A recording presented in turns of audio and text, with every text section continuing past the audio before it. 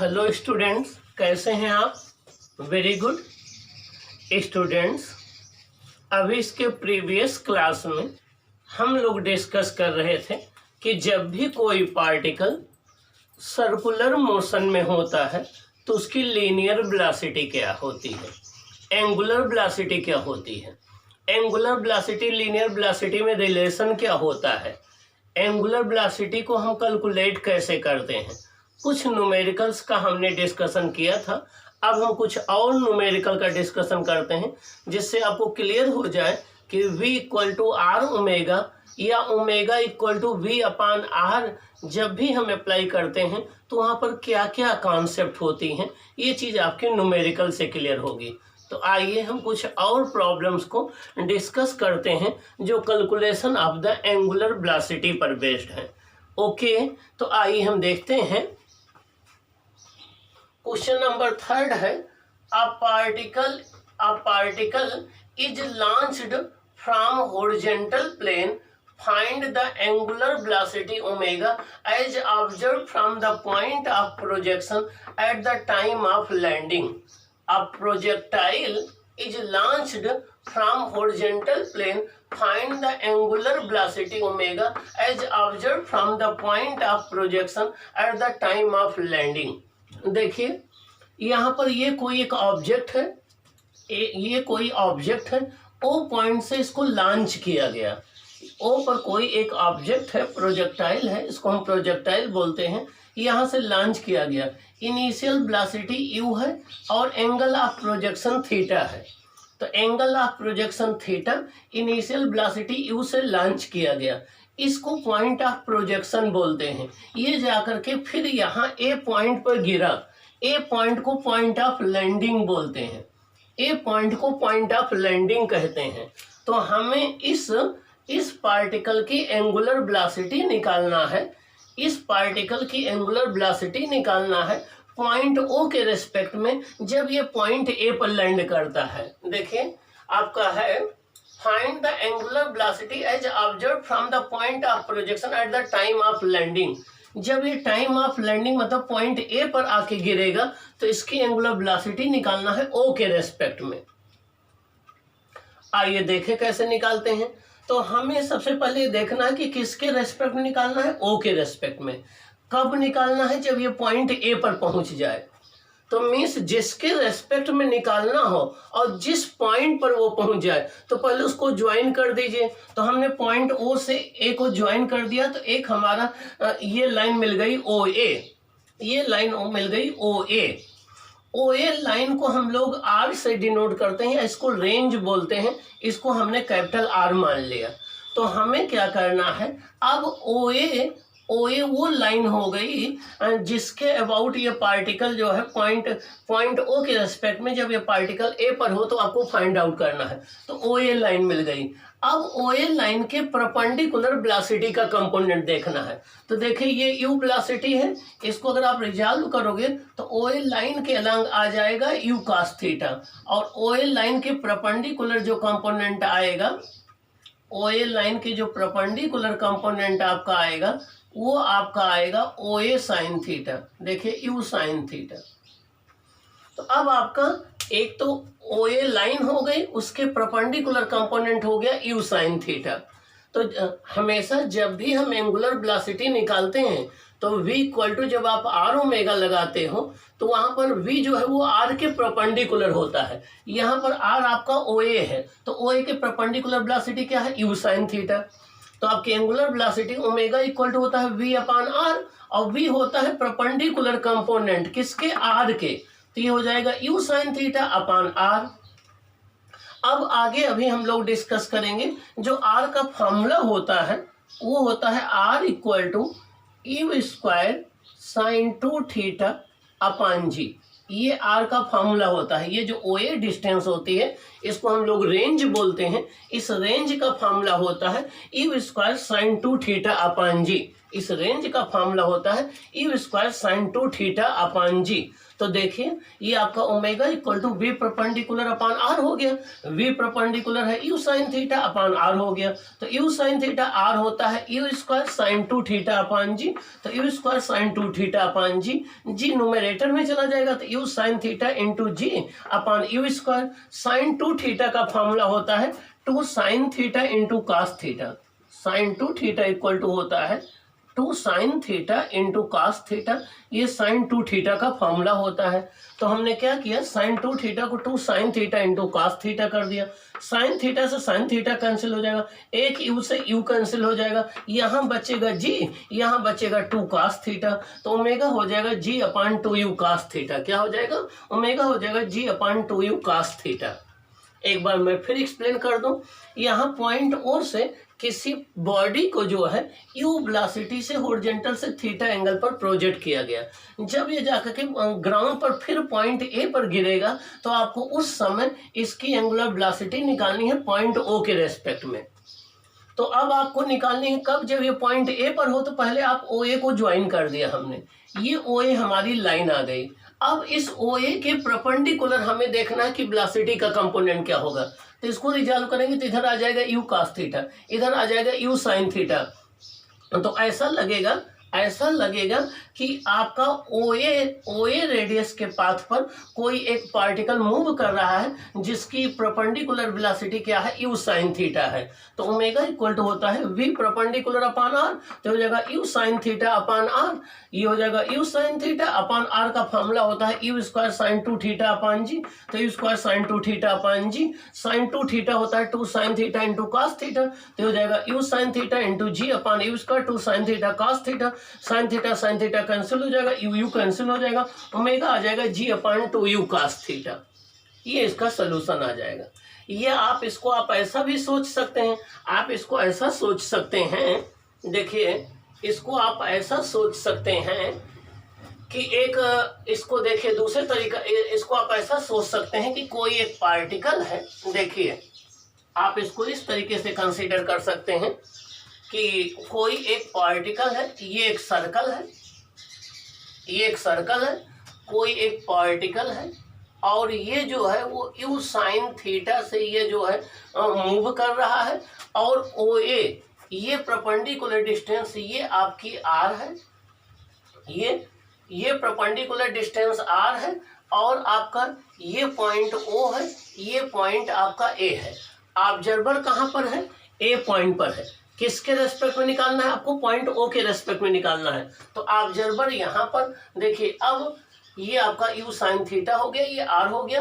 तो ओमेगा आपको पता है, ओमेगा इक्वल टू होता है वी अपान आर। यहाँ पर वी के जगह पे क्या है, यू साइन थीटा है और अपान आर।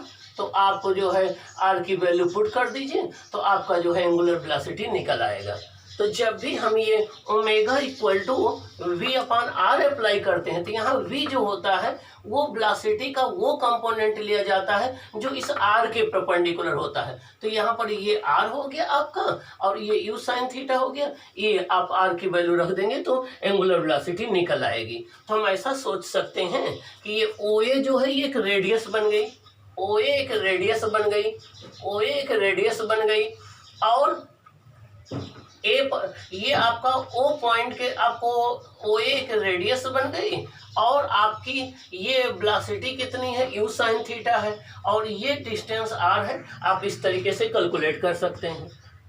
आइए हम एक और न्यूमेरिकल की बात करते हैं। देखिए अब न्यूमेरिकल दूसरा है, a spot light rotates in the horizontal plane. एक स्पॉट लाइट है वो ऐसे ऐसे हॉरिजेंटल प्लेन में रोटेट कर रहा है। तो जब कोई चीज ऐसे रोटेट करेगी तो नीचे उसकी साइडों ऐसे ऐसे चलती है।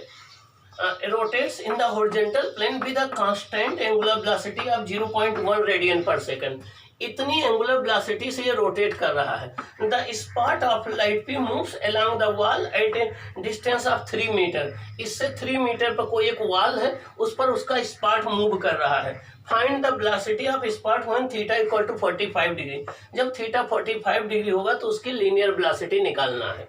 आइए देखें इसको कैसे सॉल्व करते हैं। डायग्राम देखिए, ये यस कोई एक लाइट स्पॉट है, यस, कोई एक लाइट स्पॉट है, ये ऐसे ऐसे हॉरिजॉन्टल प्लेन में रोटेट कर रहा है। जब ये रोटेट करेगा तो इसका जो लाइट स्पॉट है, नीचे एक वॉल है, यहाँ से 3 मीटर पे एक वॉल है, उस पर इसका स्पॉट ऐसे ऐसे मूव करेगा। तो आपको इसकी लीनियर वेलोसिटी निकालनी है। तो देखिए, इसकी लीनियर वेलोसिटी निकालनी है, इसकी एंगुलर वेलोसिटी गिवन है। तो सबसे पहले इन दोनों पॉइंट को आपस में ज्वाइन कर दीजिए, तो ये आपको लाइन मिल जाएगी PS, इसको हम D मान लें। अब इस PS लाइन के परपेंडिकुलर हमें वेलोसिटी देखनी है। इसकी वेलोसिटी इस डायरेक्शन में देखिए V है, ये एंगल थीटा है, ये आपका 90 है, ये एंगल 45 है, ये आपको 45 गिवन है, ये 90 है, तो ये एंगल भी आपका 45 हो जाएगा। हमने SP लाइन के परपेंडिकुलर एक लाइन ड्रा कर दिया, इधर इसका कंपोनेंट हो जाए, ये एंगल भी इसका थीटा हो जाएगा, ये आपका 90 हो जाए, ये 45 है, ये 90 है, तो ये 45 हो जाएगा। तो ये दोनों एंगल सेम हो जाएंगे। इसके परपेंडिकुलर ये V sin 45 हो जाएगी। हमने मान लिया इसकी वेलोसिटी V है, इधर V sin 45 हो जाएगा। तो ये आपकी लाइन हो गई और इसके परपेंडिकुलर ये वेलोसिटी हो गई V sin 45। अब यहाँ से sin 45 हो जाएगा बेस अपॉन अगर यहाँ से cos 45 लेंगे तो देखिए हो जाएगा SM अपॉन SP, ये हो गया SM अपॉन SP। तो यहाँ से SM इक्वल टू क्या हो जाएगा, SP cos 45। SM कितना दिया है, 3 metre, 3 equal to D cos 45, तो यहाँ से D इक्वल टू 3√2 मीटर आ जाएगा। ये वाली डिस्टेंस आपकी 3√2 मीटर आ गई। तो R आपकी आ गई, R आ गई आपकी 3√2 मीटर, और V परपेंडिकुलर V sin 45 हो जाएगा। तो आप ओमेगा निकालेंगे, तो देखिए ओमेगा इक्वल टू आपका होता है, omega equal to V perpendicular upon D। तो ओमेगा दिया है 0.1, V परपेंडिकुलर हो जाएगा V sin 45 upon distance D की वैल्यू 3√2 है, तो ये हो जाएगा आपका V√2, इसकी वैल्यू हो जाएगी V√2 equal to D into 0.1। तो यहाँ से V आ जाएगा 0.1 इंटू √2 इंटू 3√2, ये आ जाएगा 0.6 मीटर पर सेकंड। क्या आ जाएगा, 0.6 मीटर पर सेकंड। तो ये जो आपका इस वॉल पर इसका जो स्पॉट मूव करेगा वो आपका 0.6 मीटर पर सेकंड से मूव करेगा। तो ये इसका आ गया। नेक्स्ट यहाँ पर ये 0.6 मीटर पर सेकंड, ये आपका 0.6 मीटर पर सेकंड इसकी लीनियर वेलोसिटी आ जाएगी। अगला क्वेश्चन है, is the angular velocity of the hour hand of a clock is greater than the angular velocity of अर्थ।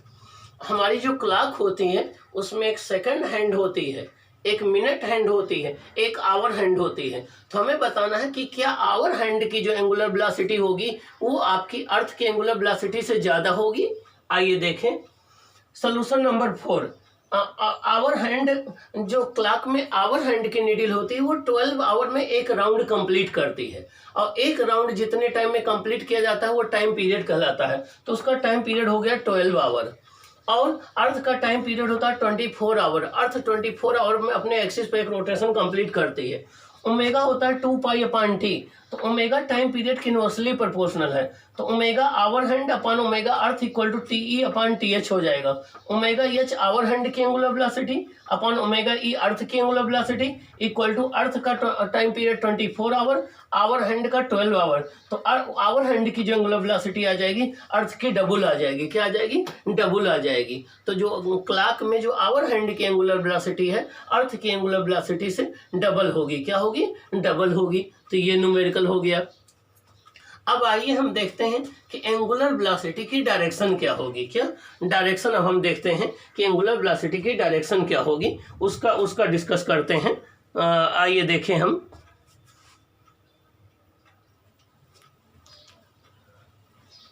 आइए हम ओमेगा की डायरेक्शन के विषय में बात करें कि एंगुलर वेलोसिटी की डायरेक्शन क्या होगी। अब हम ये डिस्कस करें। आइए देखते हैं direction of omega, angular velocity की डायरेक्शन। देखिए एंगुलर वेलोसिटी इक्वल टू होता है angular displacement upon time, angular displacement upon time. तो जो डायरेक्शन एंगुलर डिस्प्लेसमेंट की होगी वही एंगुलर वेलोसिटी की होगी। जो डायरेक्शन एंगुलर डिस्प्लेसमेंट की होगी वही एंगुलर वेलोसिटी की होगी। Omega will be in the same direction as delta theta. Okay, आइए अब हम देखते हैं ओमेगा की डायरेक्शन फाइंड आउट करने का सबसे आसान रूल है। सबसे पहले ये पता करिए कि किस प्लेन में वो सर्कुलर मोशन हो रही है। मान लीजिए वो सर्कुलर मोशन XY प्लेन में हो रही है। तो आपका एंगुलर वेलोसिटी की डायरेक्शन जो है या तो पॉजिटिव जेड एक्सिस के लॉन्ग होगी या तो निगेटिव जेड एक्सिस के लॉन्ग होगी। मान लीजिए वो circular motion y z plane में हो रही है, तो वाई जेड प्लेन के परपेंडिकुलर क्या कर पड़ेगा, एक्स एक्सिस। तो ओमेगा की डायरेक्शन या तो पॉजिटिव एक्स एक्सिस होगी या तो निगेटिव एक्स एक्सिस होगी। मान लीजिए वो circular motion x z plane में हो रही है, तो ओमेगा की डायरेक्शन या तो पॉजिटिव वाई एक्सिस होगी या तो निगेटिव वाई एक्सिस होगी। तो जो एंगुलर वेलोसिटी की डायरेक्शन होती है सर्कुलर मोशन के एक्सिस ऑफ रोटेशन के अलॉन्ग होती है। देखिए यहाँ पर ये एक पार्टिकल है, ये एक्स वाई प्लेन में एंटी क्लॉकवाइज रोटेट कर रहा है, एक्स वाई प्लेन में एंटी क्लॉकवाइज रोटेट कर रहा है। इसके सर्कुलर मोशन की एक्सिस ऑफ रोटेशन ये है। तो जब ये एंटी क्लॉकवाइज रोटेट करेगा तो हम अपने हाथ को ऐसे रखें, फिंगर को कर्ल करें रोटेशन की डायरेक्शन में, तो थंब जो होगा वो हमें ओमेगा की डायरेक्शन दे देगा। तो यहाँ पर ओमेगा की डायरेक्शन जो होगी वो along the axis of the circular path होगी, आउटवर्ड नॉर्मल होगी। मींस अगर ये एक्स वाई प्लेन में मूव कर रहा है तो ओमेगा की डायरेक्शन पॉजिटिव जेड एक्सिस के अलॉन्ग होगी, के कैप के अलॉन्ग होगी। तो जब भी कोई पार्टिकल एंटी क्लॉकवाइज किसी प्लेन में रोटेट करता है तो ओमेगा की डायरेक्शन सर्कुलर पाथ के एक्सिस के अलॉन्ग आउटवर्ड नॉर्मल जो है होती है उस प्लेन के। तो अगर ये एक्स वाई प्लेन में है तो ओमेगा की डायरेक्शन पॉजिटिव जेड एक्सिस के अलॉन्ग होगी। तो देखिए ओमेगा जो है वो डॉट से शो किया गया है, पॉजिटिव के कैप के अलॉन्ग है, मींस जेड एक्सिस है। और अगर ये क्लॉकवाइज रोटेट कर रहा है एक्स वाई प्लेन में तो ओमेगा की direction into the plane of paper होगी। तो देखिए निगेटिव जेड एक्सिस के अलॉन्ग होगा। तो ओमेगा की डायरेक्शन हमेशा जिस प्लेन में सर्कुलर मोशन हो रही है उस प्लेन के परपेंडिकुलर होती है, या तो आउटवर्ड नॉर्मल या तो इनवर्ड नॉर्मल। अगर एंटी क्लॉकवाइज पार्टिकल रोटेट कर रहा है तो आउटवर्ड नॉर्मल होगी, अगर क्लॉकवाइज पार्टिकल रोटेट कर रहा है तो इनवर्ड नॉर्मल होगी। तो देखिए for anti clockwise rotation the direction of omega according to the right hand rule is along the axis of circular path directed upward. Means अगर कोई पार्टिकल जो है वो एंटी क्लॉकवाइज मूव कर रहा है तो जिस प्लेन में वो मूव कर रहा है उस प्लेन के परपेंडिकुलर जो है आउटवर्ड डायरेक्शन में जो नॉर्मल होगा या सर्कुलर पाथ का जो एक्सिस होगा आउटवर्ड डायरेक्शन में ओमेगा की डायरेक्शन होगी। अब for a clockwise rotation the direction of omega is along the axis of rotation directed downward. अगर क्लॉकवाइज रोटेशन हो रहा है उस पार्टिकल का तो ओमेगा की जो डायरेक्शन होगी जिस प्लेन में हो रही उस प्लेन के perpendicular into the plane of paper होगी या into toward the directed downward होगी। अगर ये एक्स वाई प्लेन में हो रहा है क्लॉकवाइज डायरेक्शन में मूव कर रहा है तो ये निगेटिव जेड एक्सिस के लॉन्ग होगा। अगर ये एक्स वाई प्लेन मोशन हो रही है पॉजिटिव जेड एक्सिस के लॉन्ग है तो ये आपका पॉजिटिव जेड एक्सिस के लॉन्ग होगा। तो अब हम आपसे पूछ रहे हैं, आप बताइए एंटी क्लॉकवाइज डायरेक्शन में पार्टिकल मूव कर रहा है, एक्स वाई प्लेन में रोटेट कर रहा है, तो बताइए ओमेगा की डायरेक्शन क्या होगी, प्लस जेड एक्सिस होगी। क्लॉकवाइज अगर रोटेट कर रहा है एक्स वाई प्लेन में तो ओमेगा की डायरेक्शन बताइए माइनस जेड एक्सिस होगी। अगर पार्टिकल वाई जेड प्लेन में रोटेट कर रहा है एंटी क्लॉकवाइज तो ओमेगा की डायरेक्शन पॉजिटिव एक्स एक्सिस होगी। अगर वो क्लॉकवाइज रोटेट कर रहा है वाई जेड प्लेन में तो ओमेगा की डायरेक्शन माइनस आपका एक्स एक्सिस होगी। अगर वो एक्स जेड प्लेन में रोटेट कर रहा है एंटी क्लॉकवाइज तो ओमेगा की डायरेक्शन प्लस वाई एक्सिस होगी। अगर वो क्लॉकवाइज रोटेट कर रहा तो माइनस वाई एक्सिस होगी। तो जिस भी प्लेन में पार्टिकल रोटेट कर रहा है, जिस भी प्लेन में पार्टिकल सर्कुलर मोशन कर रहा है उस प्लेन के परपेंडिकुलर जो एक्सिस होगा तो या तो पॉजिटिव एक्स एक्सिस या तो निगेटिव एक्स एक्सिस के अलॉन्ग ओमेगा होगा।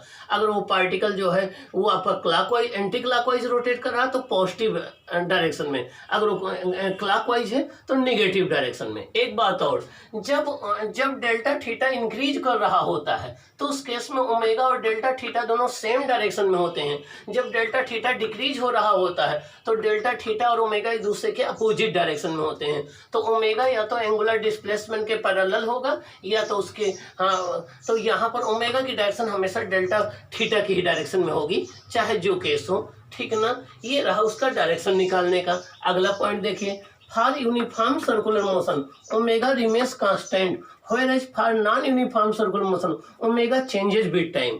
अगर यूनिफॉर्म सर्कुलर मोशन है तो ओमेगा टाइम के साथ नहीं चेंज होता है, तो ओमेगा कांस्टेंट रहता है, और कांस्टेंट का डिफरेंशिएशन आपको पता है 0 होता है। तो उस केस में अगर आप D omega upon D T करेंगे तो ये आपका 0 हो जाएगा, क्योंकि ओमेगा कांस्टेंट है। तो अगर यूनिफॉर्म सर्कुलर मोशन है तो एंगुलर वेलोसिटी कांस्टेंट रहती है और D omega upon D T 0 होगा। लेकिन नॉन यूनिफॉर्म सर्कुलर मोशन है तो उस केस में एंगुलर वेलोसिटी चेंज होती है और वो D omega upon D T 0 नहीं होगा। ठीक, अगला है, it is important to note that nothing actually moves in the direction of omega. The direction of omega simply represents that the circular motion is taking place in a plane perpendicular to it. मतलब क्या हुआ, omega की direction में कोई भी physical quantity नहीं होती है। ओमेगा की डायरेक्शन में कोई फिजिकल क्वांटिटी रोटेट नहीं करती है, ना ओमेगा की डायरेक्शन में कोई फिजिकल क्वांटिटी होती है। ओमेगा की डायरेक्शन आपको यह बताती है कि जिस डायरेक्शन में ओमेगा है उसके परपेंडिकुलर प्लेन में सर्कुलर मोशन हो रही है। मान लीजिए ओमेगा है जेड एक्सिस के लंग, तो जेड के परपेंडिकुलर कौन सा प्लेन आएगा, एक्स वाई प्लेन में सर्कुलर मोशन हो रही है। मान लीजिए ओमेगा है वाई एक्सिस के लंग, तो वाई के परपेंडिकुलर कौन सा प्लेन आएगा, एक्स जेड प्लेन आएगा, तो circular motion x z plane में हो रही है। मान लीजिए ओमेगा है एक्स एक्सिस के लंग, तो एक्स के परपेंडिकुलर क्या आ जाएगा, वाई जेड प्लेन, तो circular motion y z plane में हो रही है। तो ओमेगा की डायरेक्शन में कोई फिजिकल क्वांटिटी मूव रोटेट नहीं करती है। ओमेगा की डायरेक्शन आपको ये बताती है कि जो ओमेगा की डायरेक्शन है उसके परपेंडिकुलर जो प्लेन है उसमें सर्कुलर मोशन हो रही है। आइए अब हम दो पार्टिकल की बात करें। देखिए ये दो पार्टिकल हैं और दोनों सेम डायरेक्शन में, दोनों anti clockwise omega 1 omega 2 angular velocity से रोटेट कर रहे हैं। तो अगर हम जानना चाहते हैं कि सेकंड की एंगुलर वेलोसिटी फर्स्ट के रेस्पेक्ट में क्या होगी, अगर दो पार्टिकल हैं वो कंसेंट्रिक सर्कल में देखिए जो है अलग अलग ओमेगा 1 ओमेगा 2 एंगुलर वेलोसिटी से सेम डायरेक्शन में रोटेट कर रहे हैं, तो अगर हम एक ओमेगा 2 की एंगुलर वेलोसिटी ओमेगा 1 के रेस्पेक्ट में कहें तो ये ओमेगा 2 माइनस ओमेगा 1 होगी। क्या होगी, ओमेगा 2 माइनस ओमेगा 1 होगी। अब जब ये दोनों पार्टिकल रोटेट कर रहे हैं तो हमें देखना कि कितने टाइम के बाद ये एक दूसरे को मिलेंगे, इसका हम डिस्कशन करते हैं। तो हम डिस्कस कर रहे थे कि ये दो पार्टिकल हैं और ये कंसेंट्रिक सर्कल में omega 1 omega 2 angular velocity same direction में रोटेट कर रहे हैं। अब अगर हमें पार्टिकल सेकंड की एंगुलर वेलोसिटी फर्स्ट के रेस्पेक्ट में निकालनी है तो हो जाएगा ओमेगा 2 माइनस ओमेगा 1। क्या हो जाएगी, omega 2 minus omega 1। So time taken by one particle to complete one revolution around O with respect to other.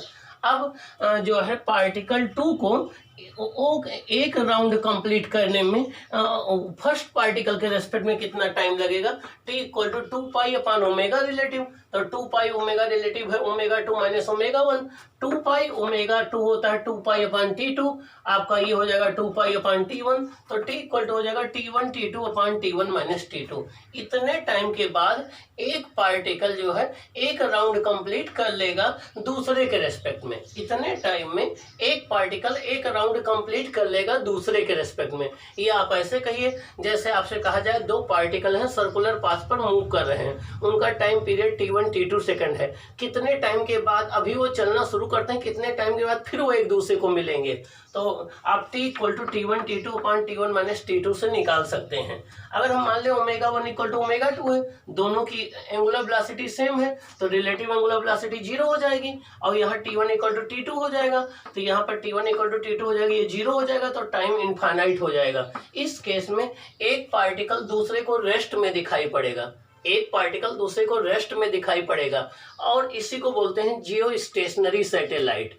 तो कुछ ऐसे सैटेलाइट अर्थ से भेजे जाते हैं जिनका टाइम पीरियड उतना ही होता है जितना अर्थ का होता है, तो अर्थ पर से वो हमेशा रेस्ट में दिखाई पड़ते हैं, तो उन्हीं को जियो स्टेशनरी सैटेलाइट बोलते हैं।